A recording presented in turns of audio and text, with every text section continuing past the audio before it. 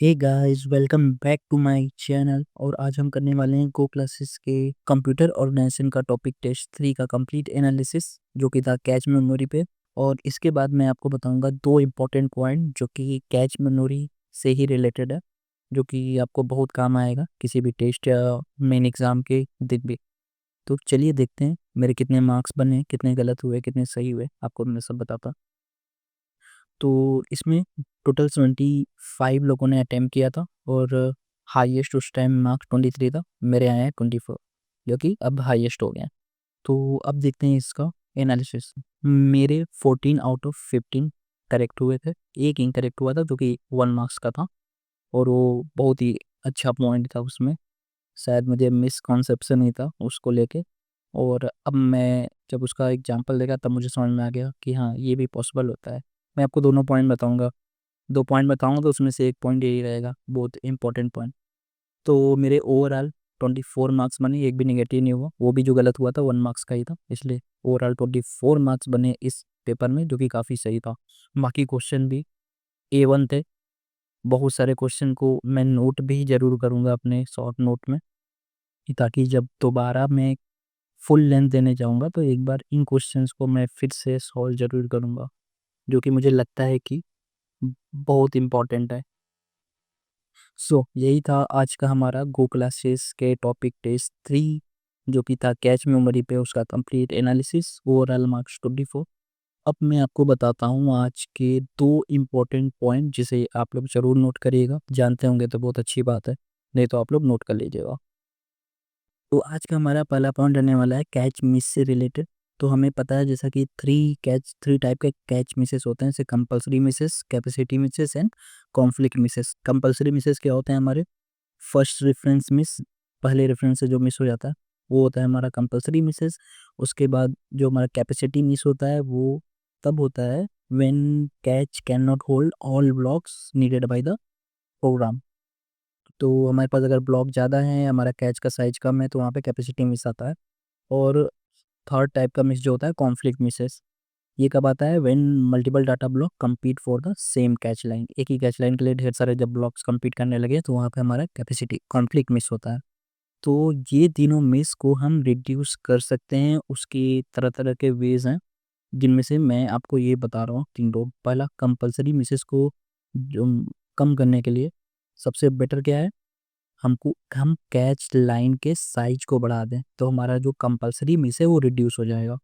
और capacity miss को reduce करने के लिए क्या है कि हम कैच के साइज को ही बढ़ा दें, जिससे हमारे नंबर ऑफ लाइंस बढ़ जाएंगे और हमारा कैपेसिटी मिस रिड्यूस हो जाएगा।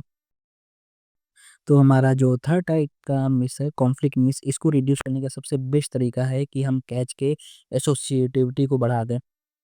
इससे हमारा कॉन्फ्लिक्ट मिस भी पूरी तरह से रिड्यूस हो जाएगा। तो ये बहुत इंपॉर्टेंट पॉइंट है, इसको जानते रहिए आप लोग, और हो सके तो नोट कर लीजिए। एग्जाम गेट एग्जाम में भी ये प्रीवियस ईयर में आ चुका है एक बार। और सेकेंड जो हमारा पॉइंट है वो डायरेक्ट मैप कैच और एसोसिएटिव कैच से रिलेटेड है। तो क्वेश्चन ये था कि a direct map cache can have a lower miss rate than a associative cache of the same size. तो बहुत लोग को लगता है, जैसा मुझे भी लग रहा था, कि डायरेक्ट मैप में मिस रेट हमेशा ज़्यादा ही होता है, क्योंकि अभी जो मैंने बताया था पहले पॉइंट में कि एसोसिएटिविटी बढ़ाने से हमारा जो मिस रेट है वो कम हो जाता है, हमारा कॉन्फ्लिक्ट मिसेस कम हो जाता है।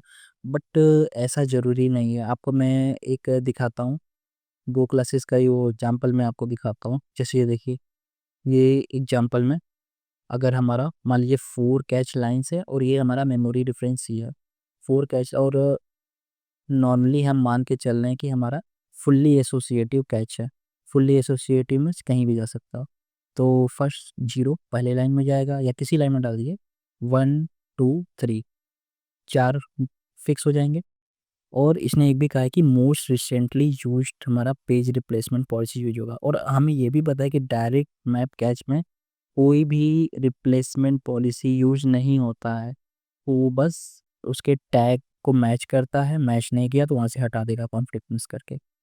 तो हमें डायरेक्ट मैप कैच में कोई भी रिप्लेसमेंट पॉलिसी की ज़रूरत नहीं होती है।